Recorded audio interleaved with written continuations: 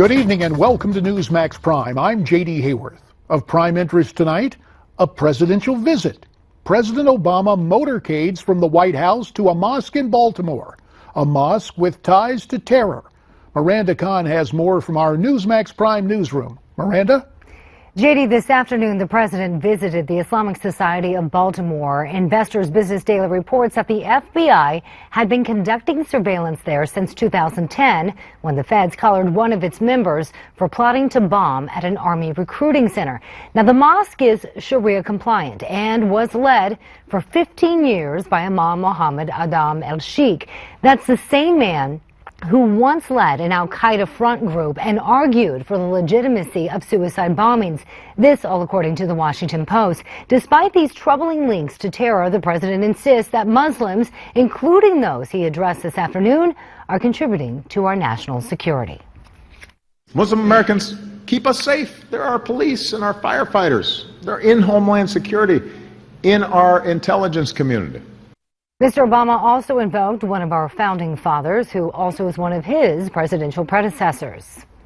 And Thomas Jefferson explained that the Virginia statute for religious freedom he wrote was designed to protect all faiths. And I'm quoting Thomas Jefferson now, the Jew and the Gentile, the Christian and the Mohammedan. JD, back to you. Thanks, Miranda. Let's bring in our panel to discuss the president's visit. Skyping in from New Jersey, the former interim minister of Interior in Iraq and also former New York Police Commissioner Bernard Kerik. And Skyping in from Phoenix, Arizona, the founder and president of the American Islamic Forum for Democracy, Dr. Zuhdi Jasser.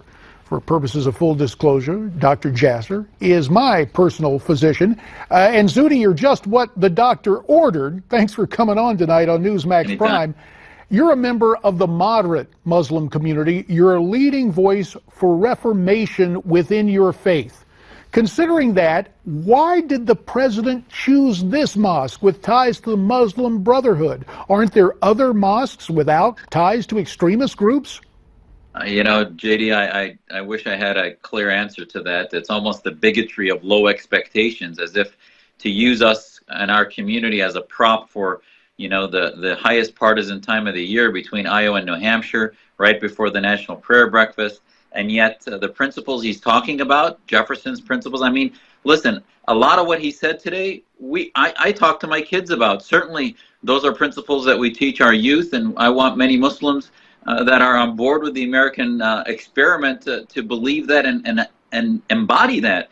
But we also have to recognize that we're in a battle against theocrats from Iran to Saudi Arabia, and this mosque that he spoke at is no reforming mosque. They have gender apartheid there. The history of the sheikh, as you mentioned in the report before this segment, lays out not only the old imam. Just 3 years ago, they had an imam on YouTube that you can find that said that homosexuality is a mental disorder. It should be eradicated from Islam and from the West.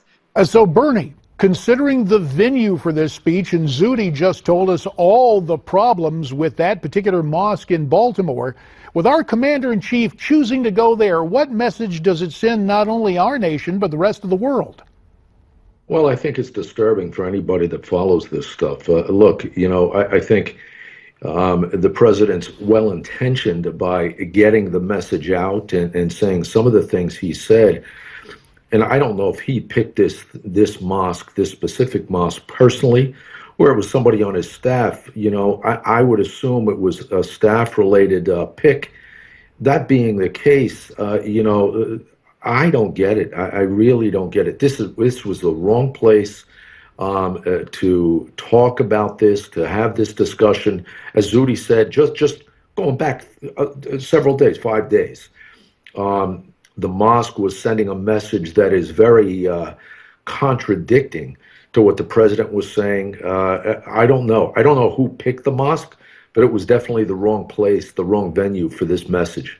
Well, the venue may have been wrong. Some of the things the president had to say might have us scratching our heads, but he did acknowledge the threat of Islamic extremists. Let's look and listen. Even as the overwhelming majority, and I repeat, the overwhelming majority of the world's Muslims embrace Islam as a source of peace, it is undeniable that a small fraction of Muslims propagate a perverted interpretation of Islam. This is the truth. Sounds to me, Zuhdi, as if he's getting a prelude together for the prayer breakfast to again talk about Christianity and the Crusades, to go on this, I guess what Investors Business Daily called this Islamophile, this love of Islam, to constantly try to excuse the faith. Do you get that sense? And absolutely. And the offensive thing, JD, is he talks about Al-Qaeda and ISIS, or ISIL as he calls them, as being different than the faith, and yet he's silent on the Islamic Republic of Iran. He's silent on the Muslim Brotherhood, large movements, the Wahhabists of Saudi Arabia that he calls our allies. These are basically boot camps of countries of tens and hundreds of millions that are brewing these radicals, that are a conveyor belt. And you find he uses the same paradigm, because the advisors in the White House that tell him who are the good Muslims and the bad ones are the ones that use theocracy as normative Islam. As long as they are against Al-Qaeda, then they're our ally, when in fact the conveyor belt towards Al-Qaeda is the gender apartheid, is the anti-Zionism, is the anti-Westernism and anti-Christianity and anti-minority rights that he ignores in a mosque, and I'm sure at the prayer breakfast he's going to lecture America about. Final 30 seconds to you, Bernie Kerik, on this topic. How do you think this is going to be dealt with in Tehran today? Well, look, you know,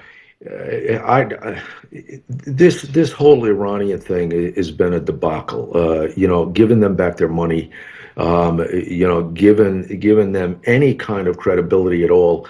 They are, in my opinion, one of the greatest enemies that we have. They're looking at something like this as another victory and another notch in their belt, so to speak, just like this thing with the sailors. You know, they gave out medals to the Iranian Navy the other day for taking our guys into capturing our guys. This is, you know, this just weakens our appearance in the global spectrum of reality here. Bernie Kerik from New Jersey tonight. We appreciate your time. Now joining our conversation via Skype from Charlotte, the president of the Southern Evangelical Seminary, Dr. Richard Land. Richard, I want you to hear something the president said this afternoon at the mosque in Baltimore. Let's listen and look. And I'm speaking now to my fellow Christians who remain the majority in this country. We have to understand, an attack on one faith is an attack on all our faiths. And we have to reject a politics that seeks to manipulate prejudice or bias and targets people because of religion. Richard Land, your reaction to those remarks? Well, they'd have a little more resonance if he had gone to a moderate mosque, if he'd gone to a mosque that practices what he preaches. But he didn't. To use an analogy, this would be like if the president wanted to show solidarity with a white supremacist Protestant church, like maybe going to the church in Kansas and going there, and from that church in Kansas, which preaches hatred and prejudice, saying, okay, we need to all tolerate each other. This is a slap in the face at moderate Muslims. It's a slap in the face at people who believe in religious toleration, and it's blatant manipulation at best, and it's dangerous at worst. Correct me if I'm wrong, Richard, but have we ever heard this president speak passionately about the persecuted Christians in the Middle East and elsewhere? No, and the silence is deafening. As there's a slow motion genocide against Christians going on in the Middle East, and our government has been shamefully silent, with the exception of the U.S. Commission on International Religious Freedom, which Dr. Jasser is on, and which I served on for 11 years. Zuhdi, at the outset of this time together, you talked about the partisan nature of what the president had to say. Did that come through in the last portion of the remarks we just heard from him? It really did. I mean, listen, as a Muslim, I appreciate some of the things he said about the inclusivity. I tell my kids every day at the table how blessed we are to be in America, where we can practice our faith more freely than anywhere in the world. However, to hear him talk to Christians about us from a mosque that is homophobic, that has had a sermon just 2 years ago that declared homosexuals mentally ill and other things that he would never stand for, to me is a bigotry of low expectations from the president.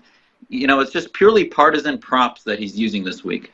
Speaking of those props, Richard, do you expect the president will reference his trip today later this week at the prayer breakfast?